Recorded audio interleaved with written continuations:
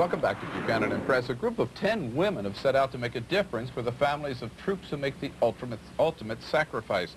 They call themselves S.W.A.T, or SEAL Wives Against Terrorism, and their goal is to raise scholarship funds for the families and children of Navy SEALs killed in action. Joining us now, two SWAT team members, Carlin, the team leader, wife of an active Navy SEAL, and Courtney, whose husband Tom was killed in action in Afghanistan. Thank you both for joining us, Carlin and Courtney. And Carlin, let me ask you first, just tell us a little bit, please, how long has SWAT been around, and how did you come up with the idea for this, or who came up with the idea? It's actually very new. It really originally started as a continuation of the Bulletproof Tour, which was done by Rudy and Jack last year on the Mississippi River to also raise money for the Naval Special Warfare Foundation. Mm-hmm. And we really just wanted to be able to prove exactly how courageous and strong some of the women of the community were. And as we mulled around the idea with Zodiac of North America, their Vice President, Rick Scriven, came up with the idea of SEAL Wives Against Terrorism.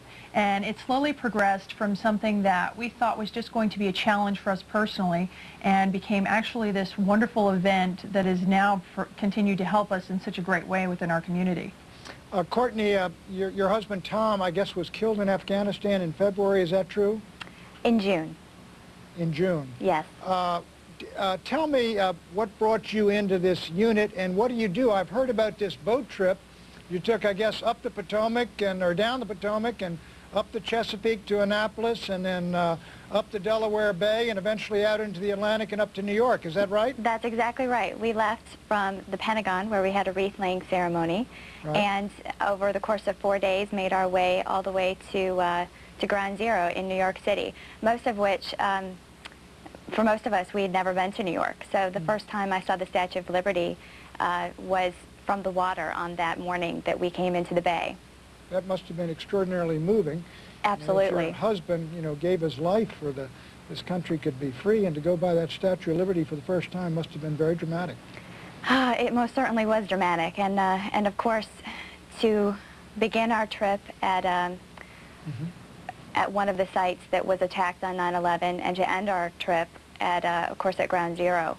That is the reason why my husband was fighting, and all of our friends were fighting. So it was very emotional, and certainly a pivotal moment, I think, for me personally in my healing process. Mm-hmm. Carlin, I'm fascinated too by this boat trip. I mean, so these were all wives on this boat trip, right? I mean,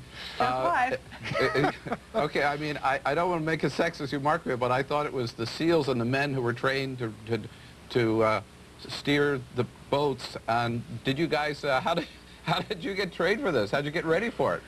We actually, Zodiac brought the boats to us, and we got to do some training, as well as we visited their headquarters in Annapolis, Maryland, to do some training with these Home Guard boats.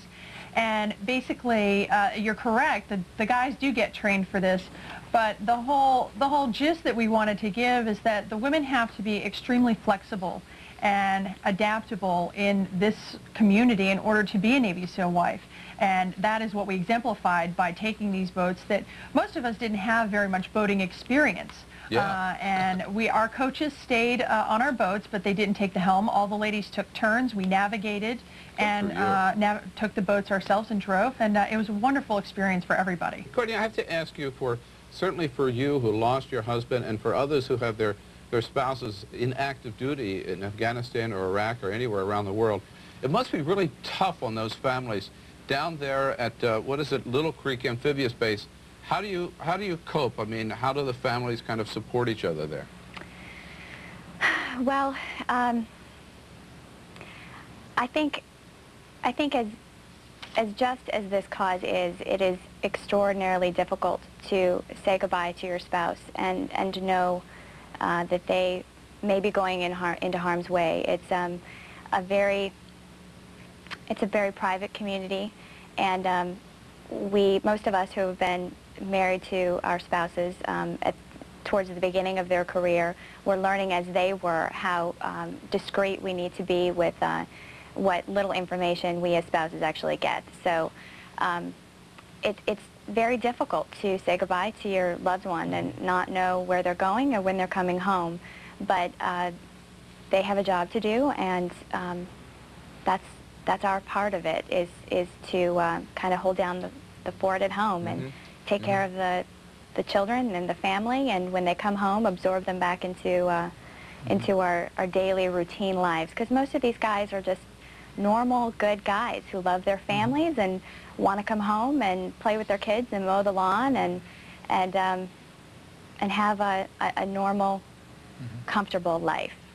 And they're also the bravest of the brave. Absolutely. And Absolutely. Carlin and Courtney, you have a happy Thanksgiving, and pass along our best to the folks down there and to any of the friends over there in the battle zone right now. We're Thank very you. appreciative of you giving us the opportunity to tell you about the Naval Special Warfare Foundation and the great things that we did with the money that we raised on this trip. Thank you. Thank you guys. You're Thank doing you. great work.